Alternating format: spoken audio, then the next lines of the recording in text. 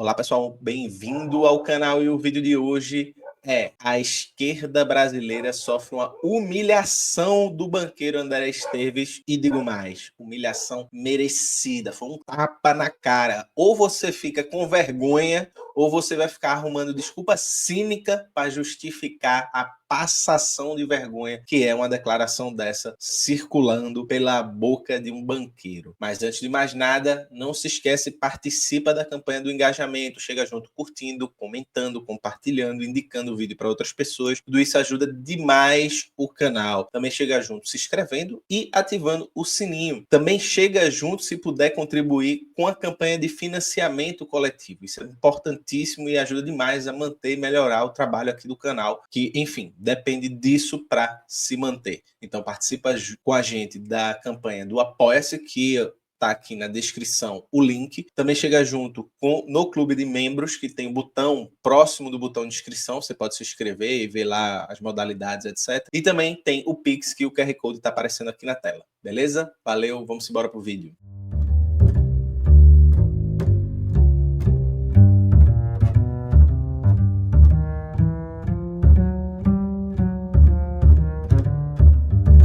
Durante a semana circulou, mais especificamente no final de semana, circulou um corte do banqueiro do BTG Pactual, André Esteves, onde ele humilha a esquerda brasileira. Ele tira a gente pra nada. Ele faz a gente de gato e sapato numa declaração, num corte de um pouco mais de 1 minuto, quase 2 minutos, onde verdadeiramente é uma humilhação. Eu, como uma pessoa de esquerda, senti vergonha de ver um banqueiro falar daquela forma sobre a realidade política do Brasil, e isso deveria servir de reflexão, já que muita gente tenta pautar sobre os limites e sobre o esgotamento da esquerda brasileira como um todo, né? Dessa incapacidade que as esquerdas têm de influir no debate político, de influir na correlação de forças positivamente para si, já que ninguém, parece que há uma resistência muito grande em se aceitar a sua própria impotência, de aceitar a sua própria incapacidade, de aceitar o seu próprio esgotamento. Um banqueiro foi lá e falou na cara o que a gente muitas vezes se nega a falar. Você vê uma série de debates, como por exemplo o professor Vladimir Safat e outros intelectuais trazendo a questão do esgotamento da esquerda, né? Nada mais é, quando se fala, por exemplo, da morte da esquerda, você está falando de um esgotamento de um certo modelo de organização, de leitura de mundo, de ação no mundo, de compreensão da realidade, de projeto político, porque no fundo, a esquerda hoje ela é incapaz, seja na sua versão hegemônica, seja na sua versão radical, de influir no conflito político. Ela não influi no conflito político. E o que o André Esteves escancara é exatamente essa falta de capacidade que a esquerda tem de influir no conflito político em seu benefício, a tal ponto de que a banqueirada, a burguesia brasileira está nadando de braçada sozinha, ou seja, ela está participando sozinha da luta de classes. Se isso não é um esgotamento, se isso não é uma morte, aí eu não sei mais o que é. Mas antes da gente aprofundar um pouco mais isso, vamos ver o vídeo e aí a gente volta para debater um pouco mais. Quem começou compartilhando, eu acho, esse vídeo foi esse perfil Suave, né? Comentando Suave, né? E aí colocou assim um corte para a esquerda refletir. De fato, é um corte para a esquerda refletir. Então, 1 minuto e 25 segundos para a esquerda, que valem muito. Eu, particularmente, senti vergonha, eu me senti mal ouvindo isso. É algo muito triste ouvir isso da boca dos nossos adversários, né? Políticos. Enfim, mas que é muito amigo do ministro da Fazenda, Fernando Haddad, né? Ele vive lá no BTG Pactual dando palestra. Mas vamos ver o que é que ele falou. A gente, nos últimos 3 anos, privatizamos 3 das 6 maiores empresas sob controle do Estado. Privatizamos esse ano a Sabesp, que é a maior empresa de saneamento do Brasil. Privatizamos ano passado a Copel, que é a maior empresa, era a maior empresa sob controle estatal de energia. E no ano anterior, privatizamos a Eletrobras, coisa que há 10 anos atrás a maioria de nós aqui acharia impossível de acontecer. E para lembrar, privatizamos a Eletrobras 3 meses antes da eleição. E nós tivemos o privilégio de ser o coordenador das 3 privatizações, da Sabesp, da Copel e da Eletrobras, porque é um enorme privilégio, uma enorme responsabilidade para nós, BTG. Agora, há 3 meses de eleição, nós privatizamos a terceira maior estatal do Brasil e não teve um protesto. Não apareceu ninguém na sede do BTG com um cartazinho de cartolina dizendo sou contra, né? Todos aqui, a maioria, somos de uma geração que vimos as privatizações ali no final dos anos 90, né, que aconteceu no Rio de Janeiro, na Praça 15, que virava assim, uma praça de guerra, gás lacrimogêneo, investidor levando pancada, sindicalista, confusão de você não sabia para o que estava acontecendo. Né? Dessa vez a gente privatizou a Eletrobras 3 meses antes da eleição e não apareceu ninguém com cartazinho de cartolina para falar sou contra. Então a sociedade brasileira mudou. Bem, didático, não precisa ser falado muita coisa em cima do que o André Esteves falou, né?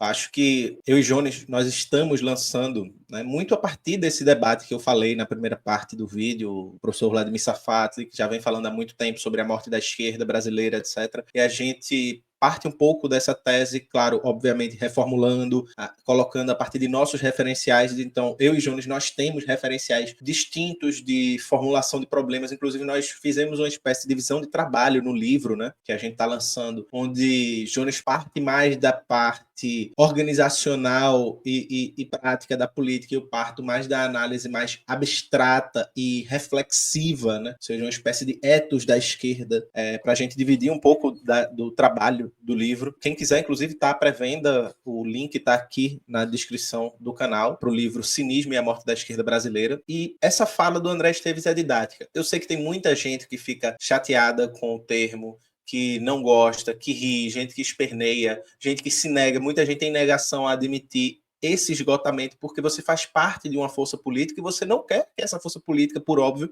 seja fraca, seja inútil, seja insuficiente. Você quer que ela seja forte, você quer que, por alguma forma, aquilo que você está construindo seja efetivo. Só que não está sendo. Essa fala do André Esteves é exemplar. É claro que há movimentos aqui, ali, acolá, em alguns lugares que são excelentes exemplos. Porém, eles não têm força de impacto nacional, eles são locais, eles têm uma força localizada. E ainda que isso seja muito importante, ainda que isso seja fundamental, que as construções comecem a partir desses exemplos locais, isso não dá o panorama do plano nacional. Nacionalmente, as esquerdas, elas são isso aí que André Esteves falou. Eles privatizam, fazem uma privatização atrás da outra. Nos anos 90, essas privatizações ocasionariam o maior rebuliço, porque eu lembro, assim, nos jornais, esses rebuliços, quando ameaçaram de privatizar a Petrobras, por exemplo, e ia virar Petrobrax, para atrair mais o capital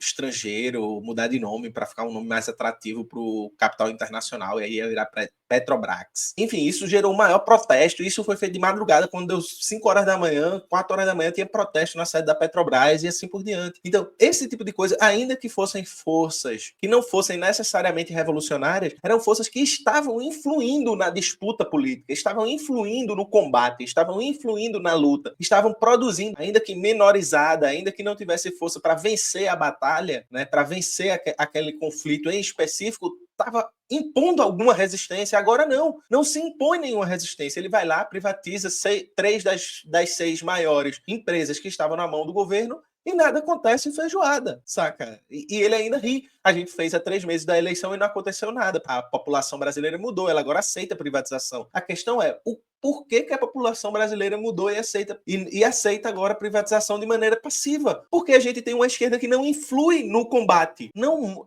ponta para o conjunto da população brasileira que aquilo é um problema, que aquilo é uma questão. Porque o próprio governo atual está privatizando presídio, parque através do BNDES, a própria Sabesp foi financiada através do dinheiro do BNDES. Por isso que Boulos não podia estar falando da Sabesp o tempo todo nas eleições. Então isso significa a morte da esquerda, significa, traduzindo, que a gente vive um contexto em que as forças políticas de esquerda, seja a esquerda hegemônica, seja a esquerda radical, elas não têm força nem para participar. E aí, de um lado, porque não quer, porque se retirou da disputa em prol de se tornar o gênero ideal da burguesia brasileira e tentar agradar uma burguesia brasileira que é inagradável. A burguesia brasileira não quer uma esquerda gênero ideal para governar o país. Ela quer somente pontualmente e depois larga a mão. E nem a esquerda radical tem força para participar disso, porque ela não tem força, ela não tem capacidade em termos de tessitura organizativa, de inserção social para participar desse debate público, de promover resistências, de promover, de de empurrar o conflito para lá, para cá, para resistir, para impor resistência. Se não existe um campo de esquerda, seja por retração, seja por falta de força, que participe do conflito, nós temos uma esquerda que morreu. Nós temos uma esquerda que morreu. Porque ela não existe na prática nos principais conflitos do país. Aribaldo, mas esse termo dá noção que acabou. Bem, eu não acredito que algo que morreu acabou. Nesse sentido, eu fico com uma ideia de que algo que morreu pode se tornar um espectro. E aí você pode, no livro, tem um texto onde eu vou falar exatamente sobre isso, o que significa a morte. Né? Algo que morreu pode se tornar um fantasma, um espectro, enfim, uma série de outras coisas que podem ter muita potência. E aí, não à toa, talvez por isso, Marx tenha aberto o Manifesto Comunista anunciando que o comunismo é um espectro. Por que ele é um espectro? Porque enquanto houver o capital, por mais forte que ele seja, aquilo rondará esse tipo de sociabilidade. Do mesmo jeito que esse espectro ronda a nossa esquerda, por mais morta que ela esteja. Ele precisa de um corpo para ganhar força. O que a gente precisa é produzir um corpo político. A gente precisa produzir um corpo político que seja capaz de encarnar esse espectro, de encarnar a insatisfação social, a insatisfação das pessoas, para que a gente possa promover resistência àquilo que ataca a vida das pessoas. E não ouvir daqueles que nos atacam, que atacam o povo brasileiro, que atacam o povo trabalhador, que agora a gente ataca e nada acontece. Não aparece ninguém com cartazinho escrito "sou contra". Quando a gente vai aparecer com os cartazinhos? Quando a gente vai promover resistência? Quando a gente vai mostrar que não é bem assim? Que vai ter que ter um away para privatizar? Quando a gente vai pelo menos começar a perder com dignidade? Enquanto a gente não fizer isso, me desculpem, a esquerda não tem vida. Ela é, no mínimo, desvitalizada, desprovida de existência vital. Aí você pode chamar como quiser isso. Algo que existe, como diz Hegel, é algo efetivo, que influi no mundo. Se algo não influi no mundo, não é efetivo e, portanto, não existe. Perfeito? Vou fazer um vídeo depois somente sobre o livro que eu e o João está lançando. Se você tiver interesse, o link está aqui na descrição. Antes de mais nada, esse livro é um convite à reflexão e não uma tese onde a gente afirma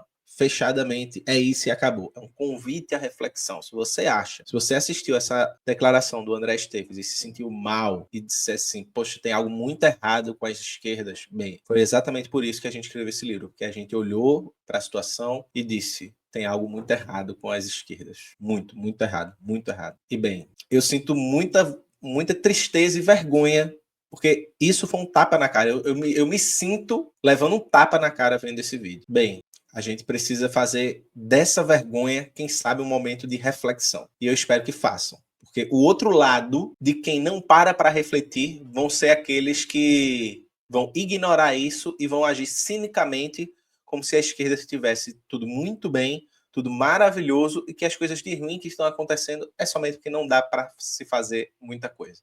É o cinismo. E por isso o título do livro é Cinismo e a Morte das Esquerdas Brasileiras. Mas isso a gente vai fazer um vídeo somente sobre o livro essa semana ou na próxima.